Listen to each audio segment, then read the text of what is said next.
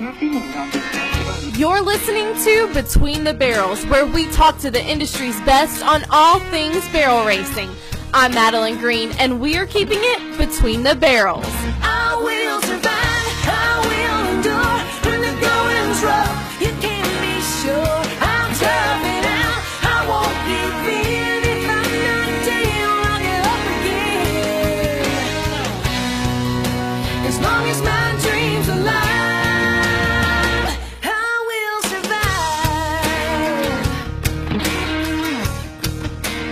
Hey everyone, welcome to Between the Barrels. I'm your host, Madeline Green, and today on the show, I will be joined by Miss Carly Taylor.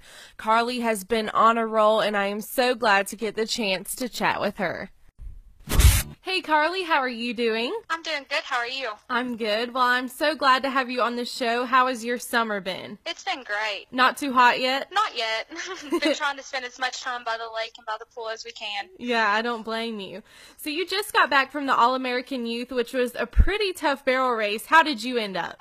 The All-American was very tough.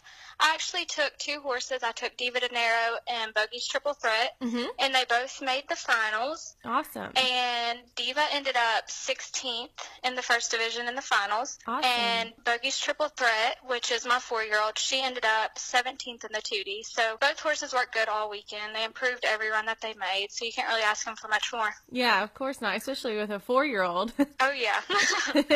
So let's talk about Diva De Niro a little bit. What is her story? I bought Diva as a 4-year-old, so that was 2 years ago. And the lady I bought her from, her name is Liz Michaels. She lives in Paris, Ohio. She bought Diva as a weanling, and she kind of, messed with her and trained her. And when I bought her, it took us a little while to kind of, get together, but Yeah. once we did, it was kind of easy from there. And kind of tell me about her personality a little bit. She's definitely a diva. She lives up to her name for sure.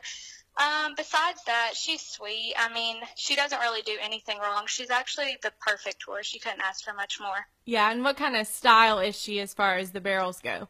She's kind of push style, but she's not going to hit barrels. She's not going to crash barrels. She's real honest and just kind of kick and go. Yeah, and she also has been doing really good and placed at the Diamonds and Dirt Derby Finals. You got 3rd in that and 12th at the Old Fort Days Derby Finals. Kind of talk about those experiences. Was that your first time at some big derbies? Yeah, that was my first time actually at both of those, and I enjoyed the Diamonds and Dirt. That one was a lot of fun. Yeah. And Fort Smith, actually, I enjoyed that one a lot. I was nervous to run there. I know. And she did good at Fort Smith for sure. I made a mistake in the finals kind of to cost us a little bit, but she worked hard. Yeah, and so do you think that's somewhere you'll go back? Yes, I would love to go back to those. I enjoy those a lot more than some of the other things I've ran at. Yeah, of course. Like open barrel races and stuff. Yeah, they're a lot of fun. Yeah. And you also qualified 2 in the American semifinals, and you had a smoke and run at the barrel race that was right before the qualifier. Were you nervous going into it? I was, and I think everybody kind of talks that arena up. So Yeah. just going to Fort Worth and running there, it was just very nerve-wracking. But both of my horses did work good out there too. I mean, they made a couple mistakes, which you can't really blame them for that. It's different. Yeah, It was a different experience. Yeah, it's a very different arena too if you're not used to Yes. something like that. It is. And a lot of the people around there, they get to go there every weekend because they have a rodeo every weekend, so I'm sure a lot of them are more used to it than we are. Yeah, exactly. So what do you think about the American? I enjoyed it, and I definitely think if I qualify again this year, that I'll go into it with a little bit more knowledge. Yeah. So now let's talk about how you kind of got started in barrel racing. Actually, when we moved into the house that we live in now, the people had horses. And, of course, I was a little girl, and I fell in love with the horses. Yeah. And I talked my dad into getting us a pony, and my brother actually had a horse too. And then a guy that worked for him actually had told him about barrel racing, and there's a little arena 2 miles from my house, and we would just go there on Saturdays and kind of play around. Yeah. And kind of just built from there. Yeah, and who are some trainers that you kind of look up to and go to for advice? I'm actually very blessed with a lot of support from a lot of different trainers. For advice, I go to Denny Dawson, Liz Michael, Lewis Fincher, or Nicole Love. Those are good ones. Those are my 4 Go-tos. Yep. They always offer me great advice. Yeah, that's awesome.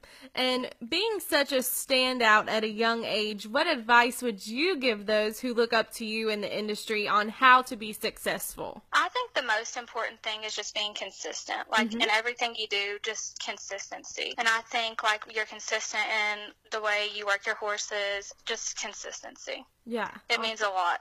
Yeah, that's good advice.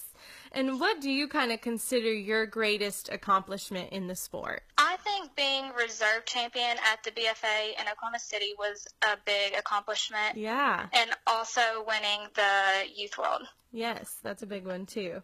But what do you still kind of hope to achieve? I would like to try for the NFR at some point. Yeah? I was Yeah. wondering if you were more of a maturity girl or if you liked the rodeos as well. I know, I've been kind of trying to decide. It's hard. It is. They're both really fun and they both take a lot of time, so They do. it all depends on what you're wanting to do in the long run. And who are some of your sponsors and how much does their support kind of mean to you? My sponsors are great. They offer me support in every kind of way. I have Animal Element, and I have Just Horsing Around, Tack and Saddle, and MVP, and also She Fit, and they all are great. Yeah, they keep you going up and down the road, They huh? do. They're great. Yeah.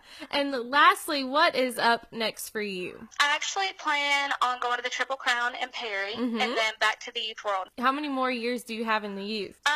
Actually, next year will be my last year. Oh, God, that's sad. I know. It is sad.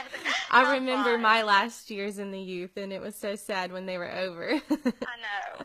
So, Well, good luck, and thanks again for being on the show. thank you so much.